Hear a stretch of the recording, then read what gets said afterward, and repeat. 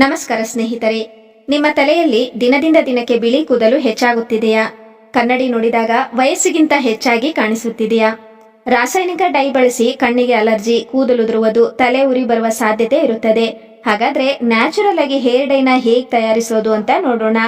ಬಿಳಿ ಕೂದಲಿಗೆ 100% ನ್ಯಾಚುರಲ್ ಆಗಿ ಯಾವುದೇ ಸೈಡ್ ಎಫೆಕ್ಟ್ ಇಲ್ಲದೆ ಮನೆಯಲ್ಲೇ ತಯಾರಿಸಬಹುದಾದ ಒಂದು ಪರಿಹಾರವನ್ನು ನೋಡೋಣ.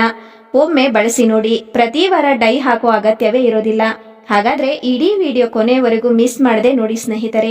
ಬಿಳಿ ಕೂದಲು ಏಕೆ ಬರುತ್ತದೆ, ಕಾರಣಗಳೇನು ತಿಳಿದುಕೊಳ್ಳೋಣ. ನಮ್ಮ ದೇಹದಲ್ಲಿ ಮೆಲನಿನ್ ಜೀವಕೋಶಗಳು ಉತ್ಪಾದನೆ ಇಳಿಕೆಯಿಂದಾಗಿ ಬಿಳಿ ಕೂದಲು ಬರುತ್ತದೆ. ಇದಕ್ಕೂ ವಯಸ್ಸಿಗೂ ಯಾವುದೇ ಸಂಬಂಧವಿಲ್ಲ. ಇದು ಒತ್ತಡ, ತಳಿಶಾಸ್ತ್ರ, ಮೆಲನಿನ್ ಉತ್ಪಾದನೆ ಕಡಿಮೆಯಾಗುವುದರಿಂದ ಬರಬಹುದು. ಒಮ್ಮೆ ಅದು ಪತ್ತೆಯಾದರೆ ಬಿಳಿ ಕೂದಲಿನ ಕವರೇಜ್ಗಳನ್ನು ಬಳಸದ ಹೊರತು ಅದು ಮತ್ತೆ ಸಂಪೂರ್ಣವಾಗಿ ಕಪ್ಪಾಗುತ್ತದೆ ಎಂದು ಹೇಳಲಾಗುವುದಿಲ್ಲ. ಈ ಪರಿಹಾರವು ಅದನ್ನು 1 ತಿಂಗಳ ಕಾಲ ಇಡಬಹುದಾದರೂ ಸಂಪೂರ್ಣವಾಗಿ ಕಪ್ಪು ಆಗಲ್ಲ. ಆದರೆ ನಾವು ಬಳಸುವ ರಾಸಾಯನಿಕ ಕೂದಲ ಬಣ್ಣಗಳಿಗಿಂತ ಇದು ತುಂಬಾ ಉತ್ತಮವಾಗಿದೆ. ಇದು ಯಾವುದೇ ಕೂದಲುದುರುವಿಕೆಗೆ ಕಾರಣವಾಗುವುದಿಲ್ಲ. ಅಂದರೆ ರಾಸಾಯನಿಕ ಹೇರ್ ಡೈಗಳನ್ನು ಬಳಸುವುದರಿಂದ ಕೂದಲುದುರುವಿಕೆ ಉಂಟಾಗುತ್ತದೆ, ಅಡ್ಡ ಪರಿಣಾಮಗಳಾಗುತ್ತದೆ. ಕೆಲವರಿಗೆ ಕಣ್ಣು, ಚರ್ಮದ ಅಲರ್ಜಿ ಇತ್ಯಾದಿ ಸಮಸ್ಯೆಗಳಾಗುತ್ತವೆ. ಹಾಗಾಗಿ ಈ ರೀತಿಯ ನ್ಯಾಚುರಲ್ ಬಳಸುವುದರಿಂದ ಬಿಳಿ ಕೂದಲು ಕಪ್ಪಾಗುತ್ತದೆ ಮತ್ತು ಯಾವುದೇ ಸೈಡ್ ಎಫೆಕ್ಟ್ ಇಲ್ಲದೆ ಕೂದಲಿನ ಆರೈಕೆ ಸಹ ಆಗುತ್ತದೆ.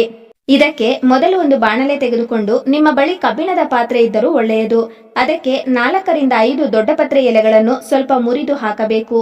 ಇದು ಬಿಳಿ ಕೂದಲು ಬರದಂತೆ ತಡೆಯುತ್ತದೆ ಮತ್ತು ಉತ್ತಮ ಪೌಷ್ಟಿಕಾಂಶದ ಅಂಶ ಮತ್ತು ಉತ್ಕರ್ಷಣ ನಿರೋಧಕ ಗುಣಗಳನ್ನು ಹೊಂದಿದೆ. ಇದು ನಮ್ಮ ಕೂದಲಿಗೆ ಬೂದು ಬಣ್ಣದ ಪ್ರಕ್ರಿಯೆಯನ್ನು ನಿಧಾನಗೊಳಿಸುತ್ತದೆ.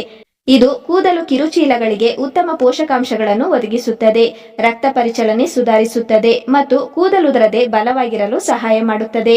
ನಂತರ 1 ಚಮಚ ಮೆಂತ್ಯವನ್ನು ಹಾಕಿಕೊಳ್ಳಬೇಕು. ಮೆಂತ್ಯವು ಬಿಳಿ ಕೂದಲು ಬರದಂತೆ ತಡೆಯುತ್ತದೆ ಮತ್ತು ಇದು ನಮ್ಮ ಕೂದಲಿಗೆ ಉತ್ತಮ ಪೋಷಣೆಯನ್ನು ನೀಡುತ್ತದೆ. ಇದು ಕಪ್ಪಾಗಲು ಉತ್ತಮ ಉತ್ಕರ್ಷಣ ನಿರೋಧಕಗಳನ್ನು ಒದಗಿಸುತ್ತದೆ ಮತ್ತು ಕೂದಲಿಗೆ ನೈಸರ್ಗಿಕ ಬಣ್ಣವನ್ನು ಸಹ ನೀಡುತ್ತದೆ. ಬಿಳಿ ಕೂದಲನ್ನು ಕಪ್ಪಾಗಿಸಲು ಸಹ ಸಹಾಯ ಮಾಡುತ್ತದೆ. ನಂತರ 1 ಚಮಚ ಕಲವಂಜಿ ಬೀಜಗಳು ಅಥವಾ ಕಪ್ಪು ಜೀರಿಗೆ ಎಂದು ಕರೆಯುತ್ತಾರೆ, ಅದನ್ನು ಹಾಕಬೇಕು. ಇದು ಬಿಳಿ ಕೂದಲನ್ನು ತಡೆಗಟ್ಟಲು ಸಹಾಯ ಮಾಡುತ್ತದೆ ಮತ್ತು ಉತ್ತಮ ನೈಸರ್ಗಿಕ ಕೂದಲಿನ ಬಣ್ಣವನ್ನು ಪುನಃಸ್ಥಾಪಿಸಲು ಸಹಾಯ ಮಾಡುತ್ತದೆ. ಇದು ಮೆಲನಿನ್ ಹೋಗುವುದನ್ನು ತಡೆಯುತ್ತದೆ. ಕಲವಂಜಿಯಿಂದ ಹಲವು ಉಪಯೋಗಗಳಿದೆ. ಇವೆಲ್ಲದಕ್ಕೂ 1 ಲೋಟ ನೀರು ಹಾಕಿ 10 ರಿಂದ 15 ನಿಮಿಷಗಳ ಕಾಲ ಕುದಿಸಿ.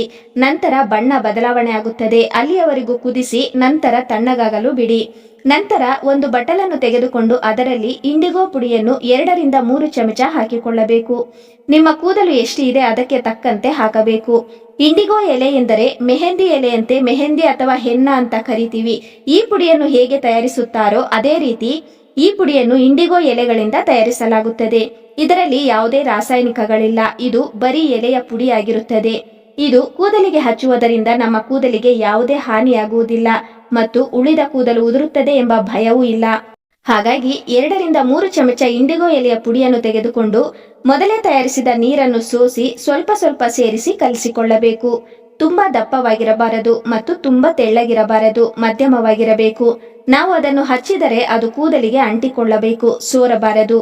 ಇದನ್ನು ತಯಾರಿಸಿದ ನಂತರ 5 ನಿಮಿಷಗಳ ಕಾಲ ಹಾಗೆ ಮುಚ್ಚಿಡಿ. ನಂತರ ಒಳ್ಳೆಯ ಬಣ್ಣ ಬಂದಿರುತ್ತದೆ. ಅದನ್ನು ರಾತ್ರಿ ಇಡೀ ಬಿಡಬೇಕಾಗಿಲ್ಲ. ಆದರೂ ನಿಮಗೆ ಬೇಕು ಎಂದರೆ ರಾತ್ರಿ ಇಟ್ಟು ಬೆಳಗ್ಗೆ ಕೂಡ ಹಚ್ಚಿಕೊಳ್ಳಬಹುದು.